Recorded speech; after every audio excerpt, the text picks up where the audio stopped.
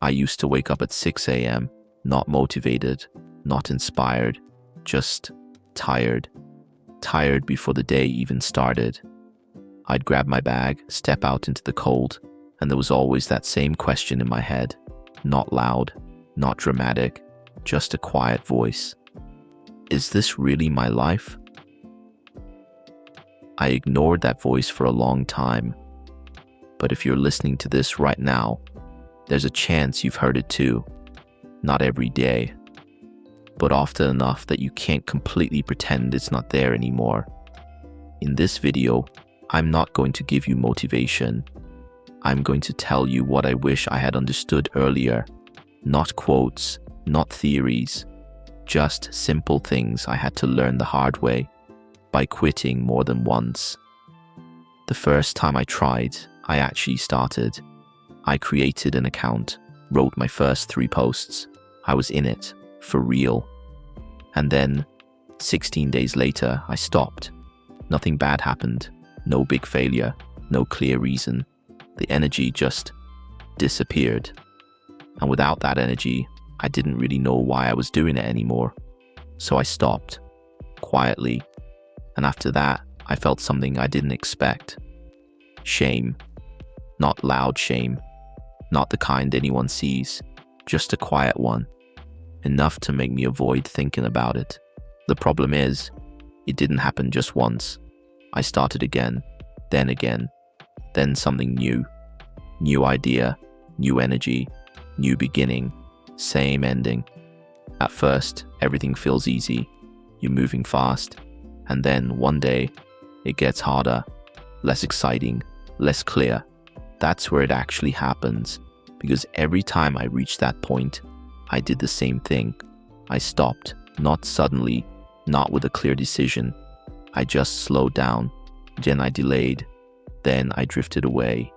One day I came across a video. A creator my age. Same starting point. Same kind of project. I hit play. And while he's talking about his journey, something shifts. I feel it before I even understand it.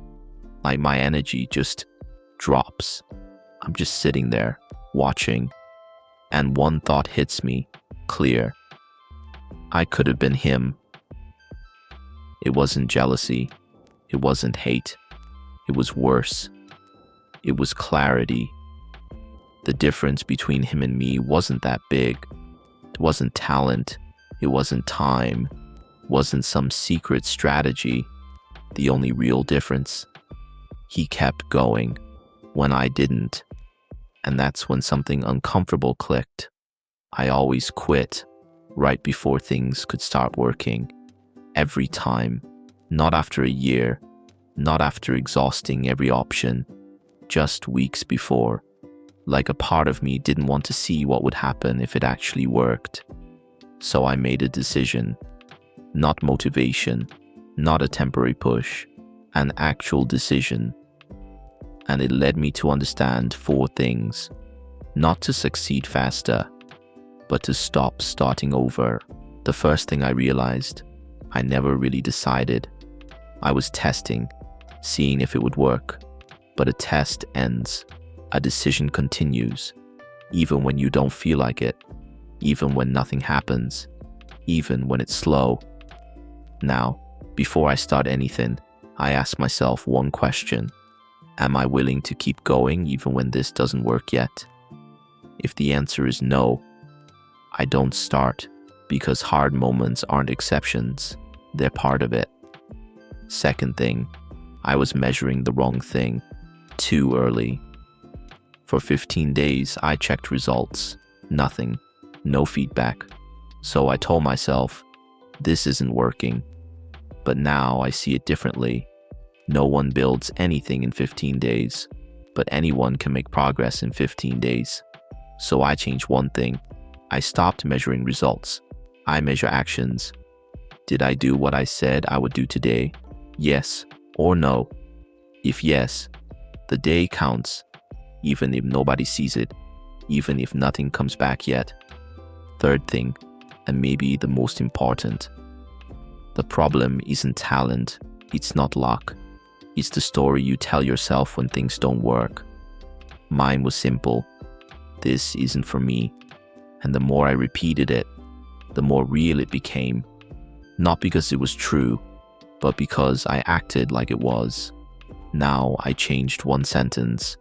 When things don't work, I don't say, I'm not good enough. I say, I just haven't figured it out yet. That one word, yet, changes what happens next because it keeps the door open. Fourth thing, I had a big goal, freedom, no boss, doing what I actually want. But big goals can freeze you. They're too far, too vague, too overwhelming. So you think, you plan, you imagine, but you don't move. Now I ask a different question. What is the one thing I can do today? Not this week, not later. Today, one thing, not 5, 1. Some days, even that feels like too much. There are mornings where your brain says, later. I don't fight it anymore. I go around it. I start for 10 minutes. That's it. Just 10. And most of the time, that's enough to get everything moving. If I had to sum this up in one sentence, the difference between people who make it and people who quit isn't talent, isn't luck. It's that they didn't stop.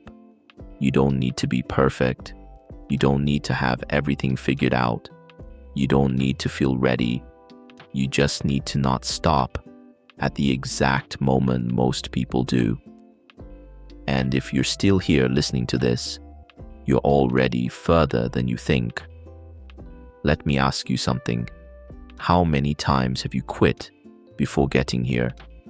Not to judge you, just to be honest, because seeing that clearly is where things start to change. And if you want to keep moving forward, stay. I'm not here to motivate you. I'm here to help you keep going.